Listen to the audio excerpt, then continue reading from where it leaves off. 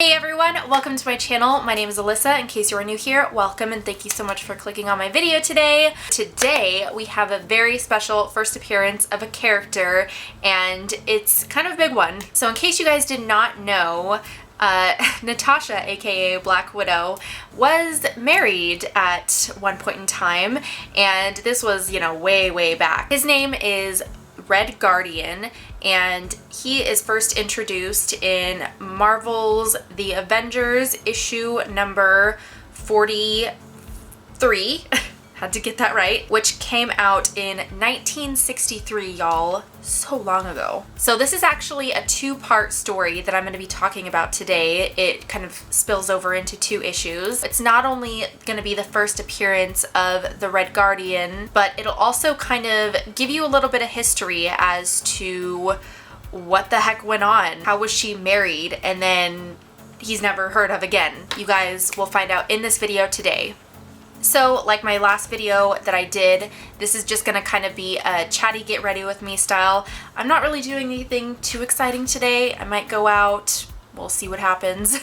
But I just wanted to get ready while I told you guys this story, just to make it a little more fun. Again, I'm not really gonna be talking about any of the products at all. This is just solely informational story time. All right, without rambling on, I am just going to get on with the video, and if you guys like it, I would love it if you subscribe. I'm going to be doing this video once a week, this type of video once a week, and yeah, I'm super excited about it, and thank you for watching. Let's start with, actually, I'll start with the cover art. Let's pull that up, and so we can talk about that. The cover has the Avengers, and it says, "Here he is, the Red Guardian, destined to be the most talked about supervillain of the year, and wait till you learn his startling secret identity." So, there we go. I guess I'll preface with the whole Avengers situation. The Avengers kind of switch out over time. It's not really like one set of Avengers at any given moment. They switch out. So, at this time in comic book history, the Avengers are Captain America as the leader, Hawkeye, Hank Pym, if you guys remember him, Janet Van Dyne, who is the Wasp, we have Wanda Maximoff, then we have Quicksilver. Now that we have that out of the way, we can start with the story. At the beginning of the story, we see Quicksilver and Captain America messing around because Quicksilver has managed to evolve his powers somehow, and it's like kind of tweaked around to the point to where he can almost fly, and so they were kind of like freaking out about that. Next we have Hercules enter in the picture. I mean, the mythological gods and goddesses kind of play a role in comics from time to time, not very often, but sometimes they'll make an appearance or so. So Hercules is there, he's messing around with Captain America, trying to like prove his toughness or something. I don't know, both of these beginning stories aren't really relevant to the situation, so I don't really know why they're included. It's just a little mini something, I guess. Next we have something else that's not really relevant to the situation. Some lawyer dude enters the story. It's a check for Janet for her inheritance or something. Again, it's not really relevant. What's next is relevant though.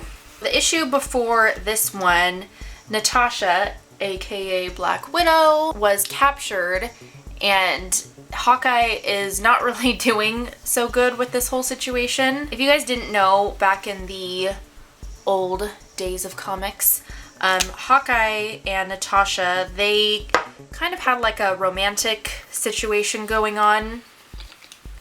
So at this point in time, Hawkeye has like a vested interest in her safety and like what's going on with Natasha. There was a bunch of like backstory with it too, but I'm not going to bore you guys with the details on that. Hawkeye gets a lead as to where she may be, and that lead brings him to this dingy bar that he goes into. He goes into it undercover to try and get some information from this source. And sure enough, they make contact, but when this mysterious dude has a feeling that something's off about Hawkeye, he rips off Hawkeye's jacket and reveals his costume. So now they're going at it, and the other guys in this bar or wherever, they're kind of joining into, everything just turns into chaos all around. Hawkeye finally has the guy cornered and he's able to shake the information that he needs to get closer to Natasha's whereabouts. Once he gets the information, Hawkeye decides to take Hercules out with him to look for Natasha, and didn't bring anybody else. In the next panel, we see two elite and powerful guys. Their names are General Brushov, I believe, and Colonel Ling. We're just gonna call him the General. General is showing the Colonel this machine called the Psychotron as part of a bigger plan for, I don't know, just war or whatever he wants to do with it. But before that, he introduces the Red Guardian. Colonel Ling is not really greatly impressed at first when he first sees him, but until Red Guardian flings him around the room a little bit and they send in some other forces to kind of test out his abilities and agility. Not before long, we have Colonel Ling seeing the potential in him, so he comes to the conclusion that Red Guardian is essentially kind of like another Captain America. Colonel Ling makes the decision to have the two of them go against each other in an attempt to defeat Captain America. The General is not super keen on this plan though. In the next panel, we see Hawkeye and Hercules making their move into the area where Natasha is being held, but not before taking out a few bad guys, of course. Next, Hercules is met face to face with Red Guardian and they go at it for a bit, but Red Guardian ends up locking Hercules inside that Psychotron machine. And I'll explain kind of what that machine does a little bit later. What Hercules sees next totally blows his mind. It is Hydra, who he has actually defeated before, and it's come back to get him, essentially. While they're going at it, outside we have Red Guardian and Hawkeye battling, and eventually Red Guardian is able to knock out Hawkeye, and by the time that Hawkeye wakes up, he sees that he is locked in like kind of a tubular capsule, and Natasha is actually right next to him, locked in her own capsule. Red Guardian is right there when Hawkeye wakes up from his knockout, and Hawkeye and Natasha are talking for a bit.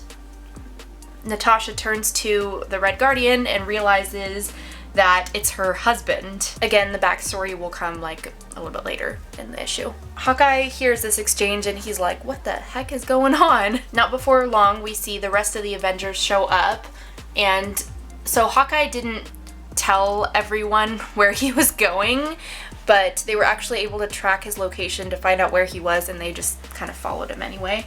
Wow, we're already to issue 44. So let's go over the cover art for issue 44. The cover art doesn't really have much lettering on it. It just kind of has all the Avengers fighting all these bad dudes, and it says, "Welcome to the wonderful world of Marvel Madness." There you go. Picking up where we left off, we have the Red Guardian, who is in the same room as Natasha and Hawkeye, where they're locked up.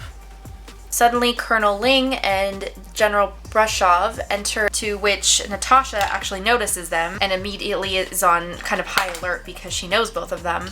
They see that Hercules is in the machine, and now I can explain kind of what that is. It's kind of like a chamber that makes people see danger. They kind of show, like in the story, that Hercules isn't actually fighting anything at all. It's just kind of his imagination. At first, Red Guardian and Colonel Ling aren't so impressed until General Brushov explains that when scaled up, the potential of this machine could be projected on bigger areas of peoples, and so it would cause basically total mayhem. So the reason that Natasha was locked up in the first place was because they thought that she was kind of going against them. And at this point, Natasha convinces the guys to release her so that she can prove her loyalty to them. They hook her up to a lie detector test, and she passed it. So I guess that was good enough by their standards, and she was released. Okay. And Hawkeye sees all of this, so he starts to question, like, is she really on their side? Next, we go back to the rest of the Avengers, and as I said before, they had followed Hawkeye. They're met with enemy fire all around, and they have their action moment for a bit, and Quicksilver shows off his new flying ability that's not really flying. Captain America ends up busting through the building that all these people are in. The General, the Colonel, Red Guardian, and Natasha face to face. Finally, this is kind of the moment that they've all been waiting for. Red Guardian going up against Captain America. So they're in an all-out fight, which seems to go on for a while, and they're actually fighting near the capsule that Hawkeye is being kept in. Somehow the capsule busts open and Hawkeye is ready for action. He runs off to find Natasha. Then the story jumps to the Avengers outside who are fighting off the bad guys. Then it jumps back to Captain America and the Red Guardian fighting. The General and the Colonel are inside as well. So Colonel Ling zaps Captain America thinking it would help the fight, and just as their attention is all on the fight, Natasha sneaks away and frees Hercules from the Psychotron machine. Just in time, the rest of the Avengers come flying above, having defeated the outside enemies, and there's a hole in the ceiling so that they're able to kind of hoist a rope down, kind of toss a rope down there and hoist all of them back up. In just a split second, Colonel Ling draws his weapon, preparing to shoot them all down. The Red Guardian knocks him down completely, because obviously he doesn't want Natasha killed. The Avengers get out safely, and the whole building just kind of explodes. Next, the Avengers rush to the hospital because Natasha seemed to have sustained a lot of injuries. I don't really know how she sustained so many injuries, but apparently it was like life-threatening. She was able to pull through though, and on the last page we see all the Avengers in her hospital room. By the time that she woke up, she mustered up the courage to tell them all the backstory on her husband, so here we go. I just went ahead and did my lashes and eyeliner off camera because it's such a struggle to do that while talking, so I just went ahead and did that off camera. Oh, and then I did my forehead as well. All right, back to the backstory. So Alexei is her husband's name, and he was one of Russia's most famed, like, glorified test pilots. He was assigned to a top secret mission that even Natasha wasn't aware of the details of. One day she's told that he died in an experimental rocket explosion, and in all of her agony she just wished that there was something that she could do to kind of honor him. And the guy that was there, you know, breaking this hard news to her, actually said to her, like, well, you know, there's something that you can do. And then so she became Black Widow. I'm just about done here. I just want to add a little bit of highlight and lipstick, then I should be good to go.